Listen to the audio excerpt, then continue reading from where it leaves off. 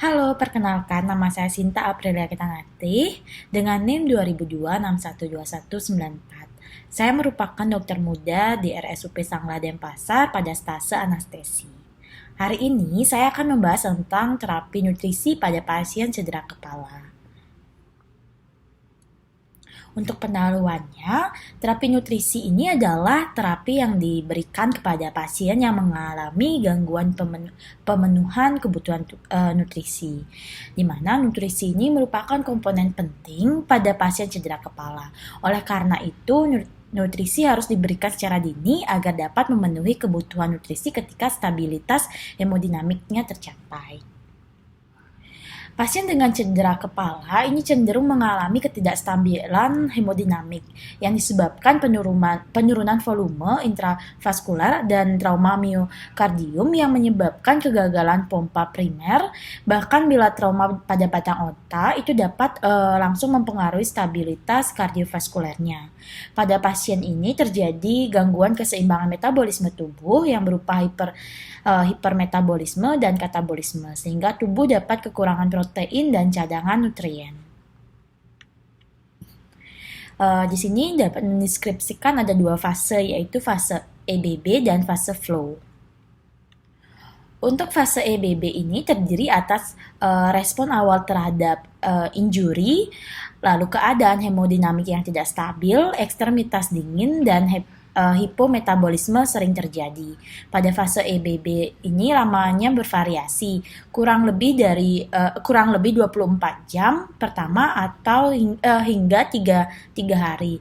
Di mana gejala yang muncul ini ada cardiac output yang rendah, penurunan perfusi jaringan, kemudian penurunan penggunaan substrat, lalu penurunan fungsi dari sel-sel akan terdepresi pada mayoritas jaringan tubuh. Pada fase flow ini ditandai dengan peningkatan cardiac output, lalu peningkatan kebutuhan energi, peningkatan ekskresi nitrogen, dan adanya fase hipermetabolik, di mana pelepasan insulin dan hormon-hormon anti-insulin seperti glukagon, setekolamin, dan kortisol ini dalam kadar yang tinggi. Akibatnya ini dari ketidakseimbangan hormon ini itu menghasilkan peningkatan metabolisme asam amino dan asam lemak bebas dari otot perifer dan jaringan lemak, di mana sebagian digunakan sebagai sumber energi, yang lainnya dibentuk menjadi glukosa dan trigliserida. Keadaan hipermetabolik ini juga melibatkan proses anabolik dan katabolik dengan hasil akhir kehilangan protein dan lemak yang sangat bermakna, atau lean body mass wasting dan depresi protein visceral. Ini ada perbedaan dari perubahan metabolisme selama fase EEB dan fase flow, di mana dilihat pada tabel. Untuk pada metabolisme di EEB ini terjadinya hipometabolik, sedangkan di flow itu terjadinya hipermetabolik. Pada suhu di EEB itu hipotermi dan di flow itu hipertermi.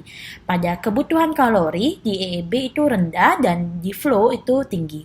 Untuk produksi glukosa pada EBB itu normal dan flow itu meningkat. Kemudian untuk katabolisme protein di EBB itu ringan, sedangkan di flow itu tinggi. Untuk glukosa darah pada EBB ini hiperglikemia dan flow ini normal atau bisa terjadi hiperglikemia juga. Untuk katekolamin pada EBB ini terjadi peningkatan, dan untuk pada fase flow ini normal namun bisa terjadi peningkatan juga. Kemudian pada glukokortikoid ini pada EBB meningkat, dan pada flow itu normal namun bisa terjadi meningkat juga. Lalu pada insulin pada EBB ini rendah namun pada flow itu tinggi. Untuk glukagon pada EBB ini meningkat, dan pada fase flow itu normal dan namun juga dapat meningkat. Kemudian untuk kebutuhan jantung di EBB itu menurun, sedangkan di flow itu meningkat. Di mana berdasarkan hal tersebut, maka pemberian nutrisi sebaiknya diberikan pada saat fase flow, yaitu pada 48 sampai 72 jam. Pertama pada pasien segera setelah trauma dan retensi lambung yang minimal. Selama fase flow pada status hipermetabolik, maka dukungan nutrisi penting untuk mencegah terjadinya laju hiperkatabolisme yang cepat dan berat. Berikut adalah rumusan dari kebutuhan kalori, di mana pemberian nutrisi pada pasien cedera otak, yang pertama cedera otak ringan, itu di mana pasien dipuasakan selama 6 jam, lalu melakukan observasi keluhan pasien berupa mual dan muntah, kemudian apabila tidak ada keluhan tersebut diperbolehkan minum. Untuk cedera otak yang sedang hingga berat, ini pada pasien ini dengan cedera otak sedang dan berat itu dapat dipasang NGT, dan pasien dipuasakan lalu diobservasi retensi cairan lambung minimal kurang dari 100 ml. Terdapat bising usus, tidak mual dan tidak muntah, tidak ada distensi abdomen, dapat mulai diberikan diet cairan. Untuk pemberian nutrisi internal itu dimulai start low, go flow, atau sedikit-sedikit tapi perlahan, di mana diet cairan itu 200 ml, lalu melakukan observasi retensi lambung jika normal itu kurang dari 150 ml. Untuk pengelolaan nutrisi pada pasien cedera kepala ini dapat diberikan dua, yaitu nutrisi enteral dan nutrisi parenteral. Di mana nutrisi enteral ini adalah nutrisi yang diberikan pada pasien yang tidak dapat memenuhi kebutuhan nutrisinya melalui rute oral. Di mana formula nutrisi yang dapat diberikan ini melalui tub ke dalam lambung atau gastric tube, dapat juga melalui nasogastric tube atau NGT, dan dapat juga dapat melalui jejunum yang dapat secara manual maupun dengan bantuan pompa mesin, yaitu gastrotomi dan jejunum percutaneous. Nah, adapun keuntungan dari penggunaan nutrisi enteral ini, di mana pemberian dini nutrisi enteral pada pasien trauma itu akan meningkatkan outcome dari pasien tersebut. Lalu ada cost efektif dan komplikasi dari pemasangan vena sentral yang berkurang. Kemudian nutrisi parenteral ini adalah merupakan bentuk pemberian nutrisi secara intravena untuk memenuhi kebutuhan nutrisi bagi pasien yang tidak dapat menerima makanan melalui saluran cerna, di mana nutrisi parenteral ini dapat diberikan lewat jalur vena perifer atau sentral.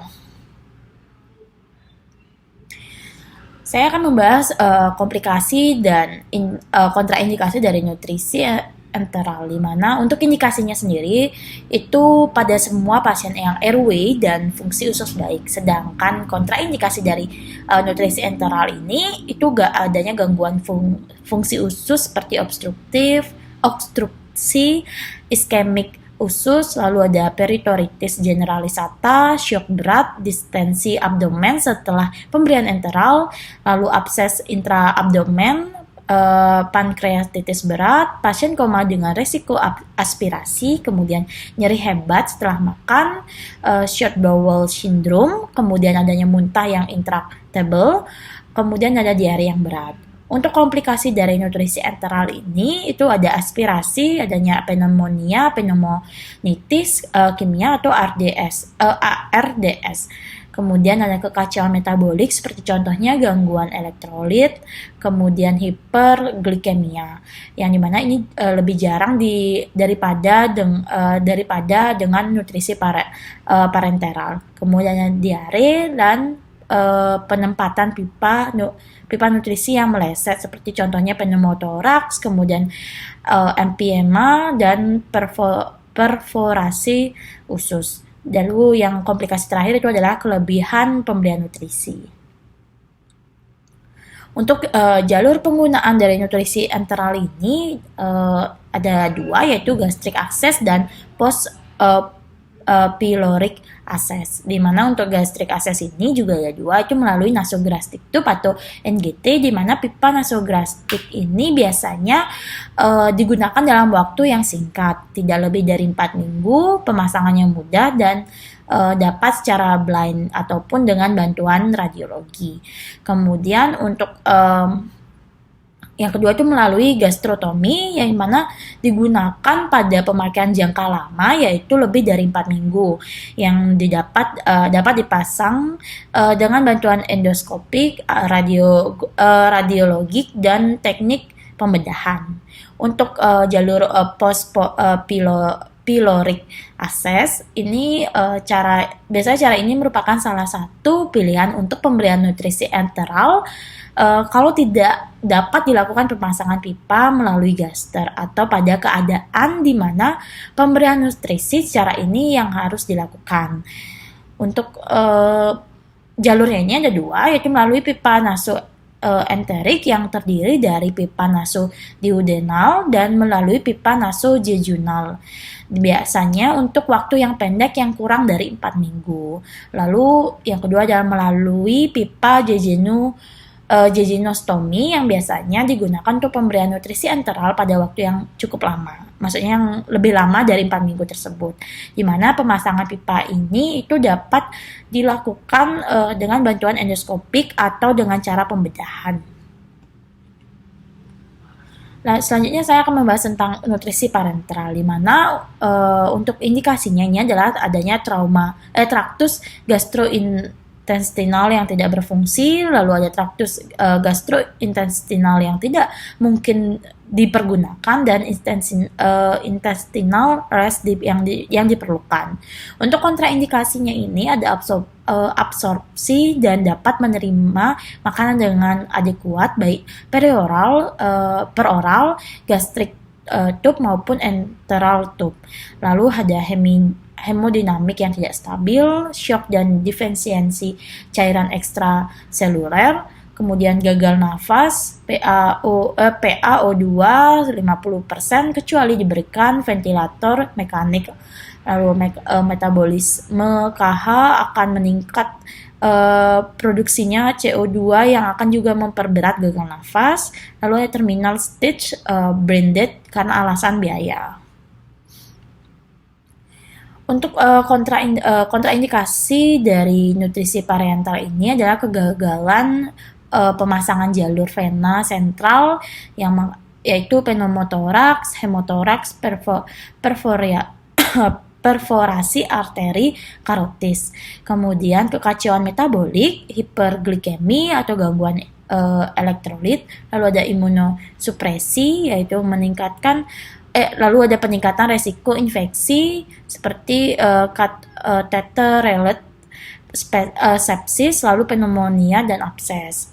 Kelebihan pemberian nutrisi, lalu ada disfungsi liver atau infiltrasi lemak, kolestasis, kegagalan hepar, lalu ada atrofi usus yaitu diare, translokasi bakteri, lalu ada trombosis vena, dan kelebihan pemberian nutrisi juga.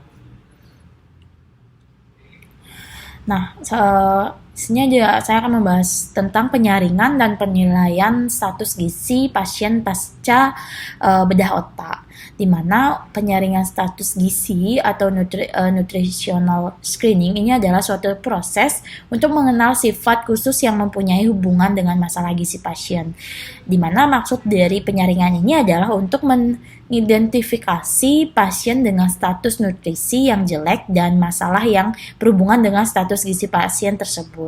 Sedangkan penilaian status gizi atau nutritional assessment itu adalah suatu proses pengumpulan data dan evaluasi klinik meliputi dietary, komposisi tubuh, data biokimia, laboratorium dan identifikasi pasien status gizi yang buruk untuk menyusun program terapi.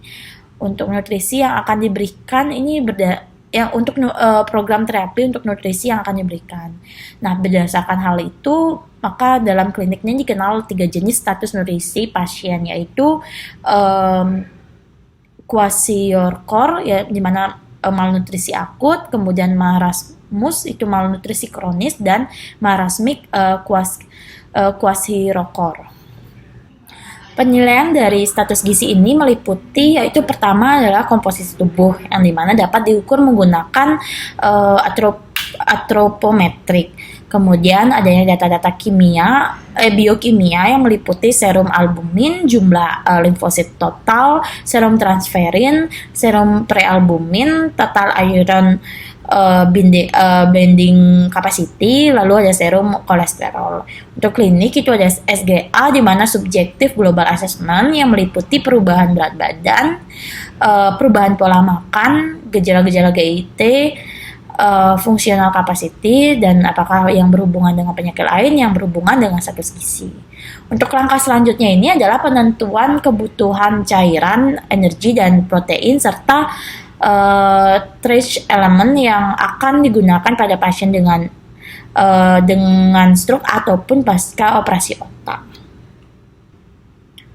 Baik, ini adalah kebutuhan nutrien spesifik, di mana ada 4, yaitu adalah nitrogen, lemak, karbohidrat, dan asam nukleat. Untuk nitrogen, ini adanya beberapa asam amino yang menjadi esensial pada saat seseorang sakit berat, di mana dikenal dengan asam amino esensial kondisional, dan meliputi glutamin, sistein, arginin, dan taurin.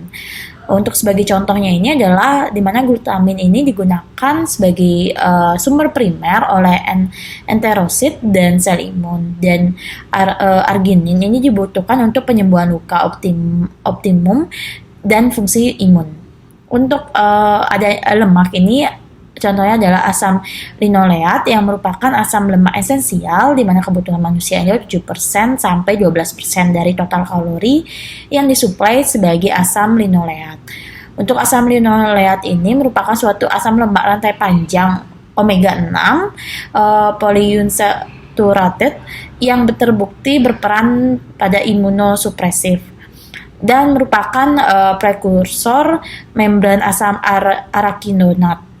Untuk soy base dari lipid ini yang digunakan dalam raluan TPN itu adalah asam lemak omega 6. Untuk karbohidrat ini ada pati dan gula, di mana adalah sumber energi yang baik dan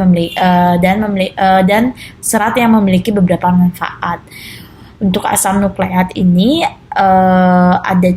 yaitu contohnya RNA, di mana diperlukan untuk fungsi imun dan ditambahkan untuk formulasi penguat sistem imun. Sekian pembahasan saya tentang terapi nutrisi pada pasien cedera kepala. Semoga bermanfaat dan dapat tersampaikan dengan jelas. Terima kasih.